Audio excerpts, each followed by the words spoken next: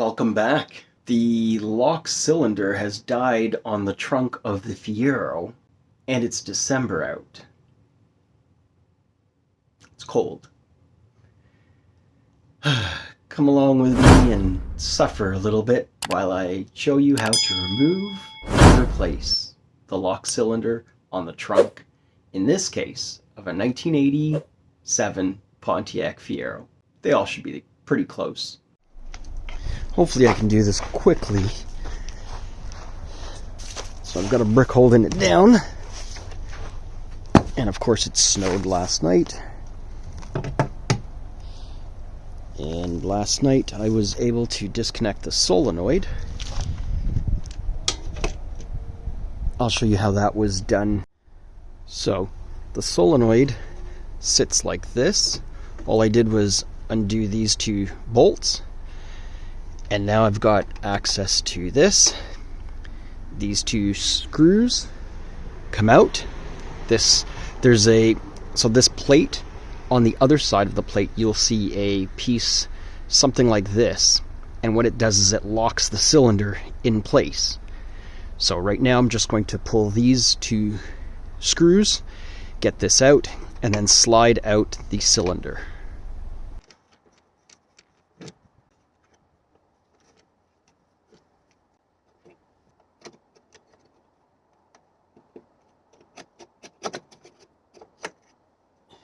That's what I was saying. It just pinches it into place. Now I can remove the cylinder.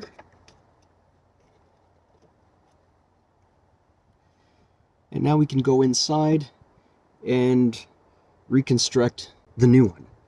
So in my case, pay attention to this, because in my case, the slot for the key is to the right and up. If you put it in backwards, you'll have to use the key upside down and spin the wrong way. All right, let's get inside where it's a little warmer and work on this. Just so you can see, the cylinder has been removed. Just a hole now. Please excuse the messy desk. Got a few things on the go. So this is the old lock cylinder. So you can now see there's a spring that goes around it and holds this piece in place. And when you turn the key, this turns also, and that pushes the solenoid and then pops the, in this case, trunk open. And when you push the button on the interior of the car, the solenoid twists against this piece, which then unlocks the trunk. Here is all the goodies. Here are all the goodies.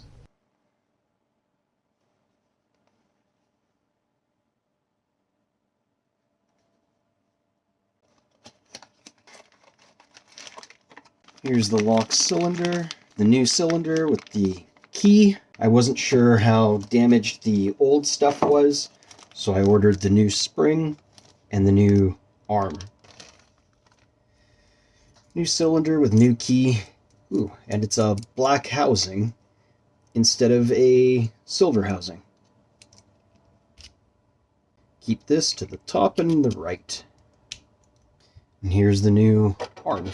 And it looks like this is gonna go like that. So this is the first time that I'm doing this, so we're learning together. So it just sits in here like this and spins. So now how does this spring sit? I see one arm clipped here, and I don't see the other. Fits around this piece up here. Sorry about that. So the spring on the old one, as you can see, hangs onto this edge here, and the other one seems as though it hangs onto this edge up here. And from what I understand, you've got to put tension on it, spin this all the way around, but then where is it hooking into? All right, let me figure this out and I'll be right back with you. Okay, so I had the spring upside down, or at least that's what I think. So, seeing how I don't have much tools here, because I wasn't thinking, yeah, so you've got to get the inner hook all the way around to sit here. So a needle nose plier is going to be needed. Sorry you can't see a whole lot. Let me get that hooked on and then I'll be right back. That hook here needs to come around to here. So what I did was I just allowed the spring to get caught on this hook, and then I pulled it around. So you can see the spring is kind of crooked, but you can see the spring, the tension on it snaps back open, right? That's what you want. Now, because I didn't put this in first, let's see if I can even put this in. Okay, so this piece has to go underneath this part of the spring, the bottom part. I may have made more work for myself.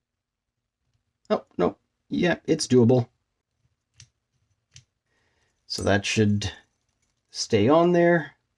Now, to get this all back together in the trunk, in the cold. Yuck. So because I am a little person, I am standing in the trunk. And if you have a Fiero, you know that that is what you've got to do any work in the trunk, in the engine bay. So I took the gasket from the old lock, put a little bit of grease on there just to seat it up against the inner side of the shell, and I grabbed my magnet. So I'm going to fish it up there, use this to hold onto it, and then get those screws in, or get that bracket in. At least that's the plan. Make sure you remember up and to the right.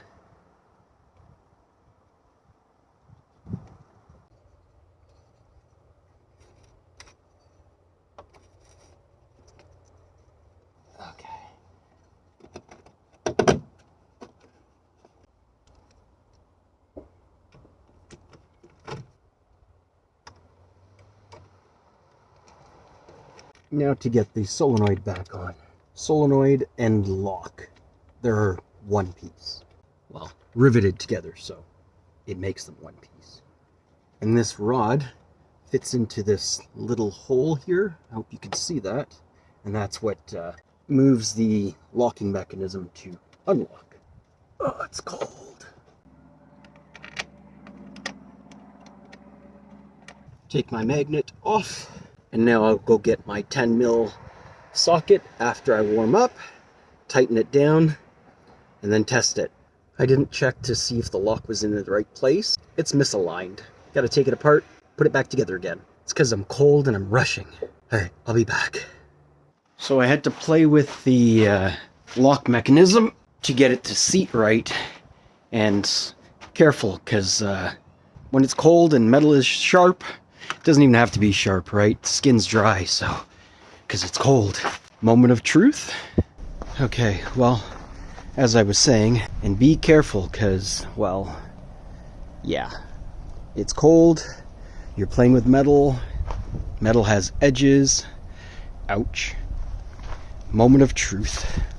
Key turns, and it springs back. Alright, here goes. It's closed. Beautiful.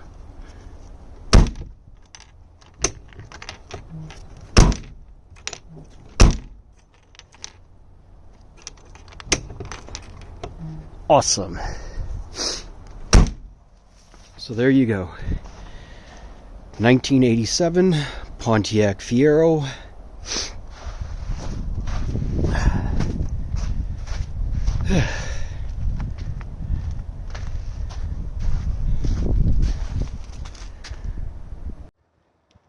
Thanks for watching. I'm Phil, it's initialSpeed. I'm out, and I'm cold. One thing I forgot to say. The parts came from the Fiero store. Thank you, Fiero store, for helping me out. Go support them, guys. Need parts? Hit them up.